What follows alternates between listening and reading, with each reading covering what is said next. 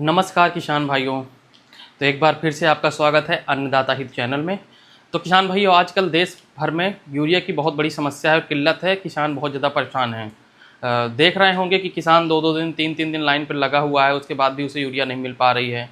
पहले जाता है तो वो टोकन लेता है, एक दिन पहले जाकर टोकन लेने के बाद आता है तो फिर लाइनों में लगा रहता है। भारी बारिश, धूप, गर्मी को सहते हुए भी उसको यूरिया नहीं मिल पा रही है। अगर मिल भी गई तो उसे 1 बोरी या 2 बोरियाँ मिल पा रही है, जिससे उसकी पूर्ति नहीं हो पा रही है खेती की।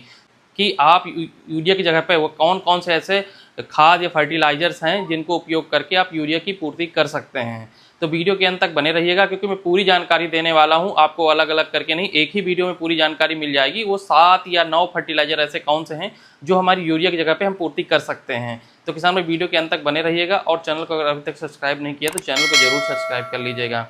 तो चलिए किसान भाई, जानते हैं कि यूरिया हम क्यों सबसे ज़्यादा खेतों में देते हैं। क्योंकि यूरिया में हमारे नाइट्रोजन की मात्रा होती है, 46% नाइट्रोजन होता है। यूरिया में 46% नाइट्रोजन होता है और ये दानेदार होता है और ये हमें आसानी से मिल जाता था, इसीलिए इसकी किल्लत हो रही है। और इसी वजह से सबसे ज़्यादा काला बाजारी और तस्करी होती है, क्योंकि हमारे देश में सब्सिडी के कारण, ये सस्ते होने की वजह से हमारे जो पड़ोसी देश है वहाँ इसकी सप्लाई हो जाती है, इंडस्ट्री को सप्लाई हो जाती है। इंडस्ट्री में बहुत जगह पे इसका उपयोग होता है, सस्ते पड़ने की वजह से तो उसका भी यहाँ पे उपयोग करते हैं। तो इस वजह से किसानों तक ये पहुँच नहीं पा रही है। लेकिन अगर हमें खेती करनी है और हमें खेतों को नाइट्रोजन देना है, मतलब यूरिया देना ही है, तो हमें उसके विकल्प जो है वो तो देखने ही पड़ेंगे। क्योंकि हमें जानकारी ना होने की वजह से हम लोग सिर्फ, हमें लगता है कि यूरिया ही खेतों में डालने से ही हमारी खेती हो सकती है। बाकी लेकिन किसान भाई, ऐसा नहीं है। यूरिया के अलावा यही कंपनियां और भी उत्पाद बनाती है जिनमें यूरिया मतलब नाइट्रोजन की मात्रा होती है, और उनका उपयोग करके आप ये लंबी लंबी लाइनों से बच सकते हैं और अपनी खेती को बचा सकते हैं और अच्छे का उत्पादन ले सकते हैं। तो चलिए किसान भाई, जानते हैं वो कौन कौन से हमारे ऐसे फर्टिलाइजर्स हैं जिनमें नाइट्रोजन की मात्रा हमें मिलती है। तो वीडियो के अंत तक बने रहें और चैनल को जरूर सब्सक्राइब कर लें, क्योंकि मैं पूरी जानकारी आपको देने वाला हूं। तो किसान भाई, अगर हम बात करते हैं कि जब हम खेत की तैयारी करते हैं, अगर उस समय में फर्टिलाइजर्स देने हैं तो हम क्या दे सकते हैं जिसमें हमें नाइट्रोजन की पूर्ति हमारे पौधों को हो जाए।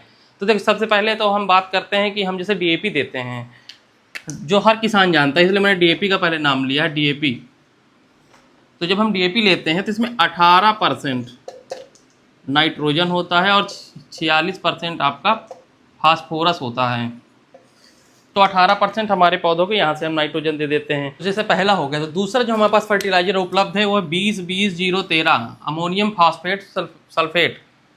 इसको हम, इसमें जो हमारी नाइट्रोजन की मात्रा होती है वो 20% होती है, फास्फोरस की जो मात्रा वो 20% होती है, और 13% हमारा इसमें सल्फर पाया जाता है जो सल्फेट के रूप में होता है।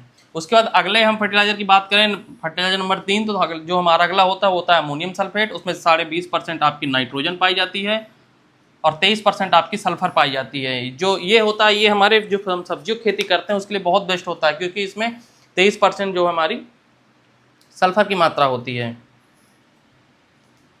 इसके बाद हम अगली बात करते हैं कैल्शियम नाइट्रेट। कैल्शियम नाइट्रेट में 15% नाइट्रोजन होता है और 18.5% कैल्शियम पाया जाता है। कैल्शियम हमारे पौधे की जो मजबूती है उसको बनाता है, पौधे के स्ट्रक्चर को मेंटेन करता है, तो इसको भी हम उपयोग खेतों में कर सकते हैं। तो उसके बाद हमारी जो अगली खाद है उसको बोलते हैं कैल्शियम अमोनियम नाइट्रेट, कैन, किसान खाद भी इसे कहते हैं, किसान खाद। इसमें 25% नाइट्रोजन होती है। इसके बाद जो हमारे और भी दानेदार प्रोडक्ट आपको अवेलेबल हैं, जैसे उसमें से अगला हो गया आपका 19-19-19, 20-20-20, 12-32-16, 15-15-15, मतलब NPK। ये NPK है, 19-19-19, 19% नाइट्रोजन, 19% आपका फास्फोरस और 19% आपका पोटास। 20-20-20, 20% नाइट्रोजन होता है, 12-32-16 में 12% नाइट्रोजन होता है, 15-15 में 15% नाइट्रोजन होता है। तो किसान भाई, अगर हमें यूरिया नहीं मिल पा रही है तो यूरिया के हमारे पास जो मैंने आपको विकल्प बताए हैं, 1 2 3 4 5 6 7 8 9 विकल्प मैंने आपको बताए हैं जो आप यूरिया की जगह पे इनका उपयोग कर सकते हैं। तो ये हो गए हमारे बेसल डोज में, हम इसको दे दिए। अब बात करते हैं वाटर सोलूबल। अगर हमें पानी के साथ देने हैं तो हम कौन कौन से हमारे पास नाइट्रोजन हैं जो उपलब्ध हैं। वाटर सोलूबल, पानी में घुलनशील। अब इसकी हम बात कर लेते हैं। तो इसमें भी हमारे पास 19-19-19 आपको मिल जाता है। 1 किलो प्रति एकड़ की डोज पड़ती है। 20-20-20 ये आपको मार्केट में आसानी से उपलब्ध हो जाते हैं।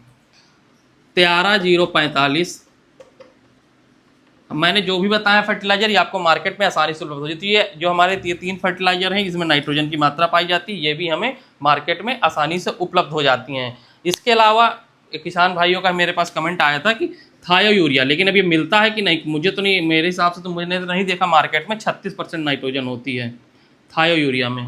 यूरिया गोल्ड करके आता है, उसमें 40% से ऊपर होती है, लगभग 42-46% होती हैं। तो ये कुछ फर्टिलाइजर्स हैं जो हमें यूरिया के लिए लंबी लंबी लाइनों में नहीं लगना है, इनका उपयोग करके भी हम खेती में उपयोग कर सकते हैं। अब बात करते हैं जो यूरिया होते हैं वो कितने प्रकार के होते हैं। तो यूरिया 3 प्रकार के होते हैं। एक तो नाइट्रेट फॉर्म में होते हैं, अमोनिकल फॉर्म में होते हैं और एमाइड फॉर्म में होते हैं। नाइट्रेट, अमोनिकल, एमाइड, ये 3 अलग अलग तरीके में होते हैं।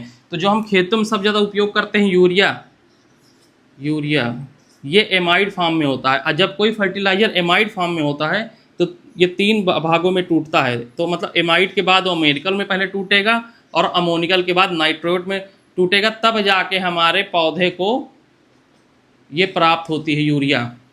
लेकिन अगर हमने अमोनिकल फर्टिलाइजर लिया, जैसे अमोनियम सल्फेट लिया है, तो अमोनियम सल्फेट नाइट्रेट में टूटेगा और पौधे को मिल जाएगा। और यदि हमने नाइट्रेट फर्टिलाइजर ही लिया है तो सीधे ही पौधे को मिल जाता है, तुरंत मिल जाता है। तो ये होता है इसलिए प्रोसेस, इसीलिए यूरिया जो हमारा होता है लगभग 50% से ज़्यादा ये तो लीचिंग होकर ज़मीन में चला जाता है या तो आसमान में उड़ जाता है। और जो अमोनिकल फर्टिलाइजर्स होते हैं वो तुरंत नाइट्रेट पर टूट के हमारे पौधों को मिल जाता है, ज़्यादा मिलता है पौधों को, ये ख़राब नहीं होता। और नाइट्रेट देते हैं तो पूरा पौधे को मिल जाता है। इसलिए हम ये जब चुनाव करते हैं तो ये चीज़ को भी हमें ध्यान देना चाहिए, क्योंकि इससे हमारे पैसे ही खराब होते हैं। तो किसान भाई, ये जानकारी हमें कैसे लगी हमें कमेंट करके जरूर बताइएगा। और अभी तक चैनल को सब्सक्राइब नहीं किया तो चैनल को जरूर सब्सक्राइब करेगा। फिर मैं मिलता हूँ आपसे नए वीडियो में एक नए टॉपिक के साथ। तो सभी किसान भाइयों को राम राम, धन्यवाद।